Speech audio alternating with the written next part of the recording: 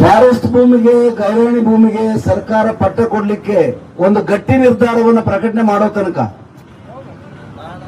ಈ ಗುರುಗುಂಟೆ ಬಿಟ್ಟು ಕದಲಬಾರದು ಅನ್ನೋದು ಕರ್ನಾಟಕ ರೈತ ಸಂಘದ ನಿರ್ಧಾರ. ಯಾಕಂದ್ರೆ ಈ ಹೋರಾಟವನ್ನ ಏಕಾಏಕಿ ಶುರು ಮಾಡಿಲ್ಲ.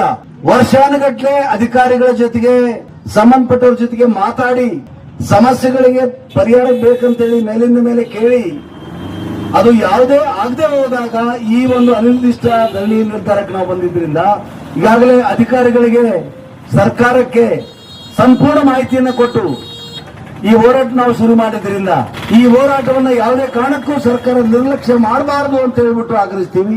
ಇವತ್ತು ಮುಖ್ಯಮಂತ್ರಿ ಕಾರ್ಯಕ್ರಮದ ಹೆಸರು ನೆಪ ಹೇಳ್ತಾ ಇದ್ದಾರೆ. ನಾಳೆ ಭಾನುವಾರ ರಜೆ, ಆದ್ರೆ ಹೋರಾಟಕ್ಕೆ ರಜೆ ಇರೋದಿಲ್ಲ. ಇವತ್ತು, ನಾಳೆ, ನಾಡಿದ್ದು ಅಂದ್ರೆ ನಾಳೆ ಭಾನುವಾರ, ನಾಡಿದ್ದು ಸೋಮವಾರದವರೆಗೂ ಕೂಡ ಈ ಅನಿರ್ದಿಷ್ಟ ಧರಣಿ ನಡೀತದೆ, ಶಾಂತ ರೀತಿಯ ಧರಣಿ ನಡೀತದೆ, ಇಲ್ಲೇ ನಡೀತದೆ. ಇದನ್ನ ಸರ್ಕಾರ, ಸಂಬಂಧಪಟ್ಟ ಇಲಾಖೆಯವರು, ಆಮೇಲೆ ತಾಲೂಕಿನ ಶಾಸಕರು ಅಲಕ್ಷ್ಯ ಮಾಡಿದ್ರೆ, ನಿರ್ಲಕ್ಷ್ಯ ಮಾಡಿದ್ರೆ ಮಂಗಳವಾರ ದಿನ ಕರ್ನಾಟಕ ರೈತ ಸಂಘದ ನೇತೃತ್ವದಲ್ಲಿ ಸಾವಿರಾರು ಜನ ಈ ಗುರುಗುಂಟ ರಸ್ತೆಯನ್ನ, ಬೆಂಗಳೂರು ಕಲಬುರಗಿ ರಸ್ತೆಯನ್ನ ಸಂಪೂರ್ಣ ಬಂದ್ ಮಾಡೋದ್ರ ಮೂಲಕ ಇಡೀ ದಿನ ರಸ್ತೆ ಚಳವಳಿ ಮಾಡಬೇಕಾಗುತ್ತೆ ಅಂತ ಹೇಳ್ಬಿಟ್ಟು ಎಚ್ಚರಿಕೆ ನೀಡಲಿಕ್ಕೆ ನಾವು ಬಯಸ್ತೀವಿ ಅಂತ.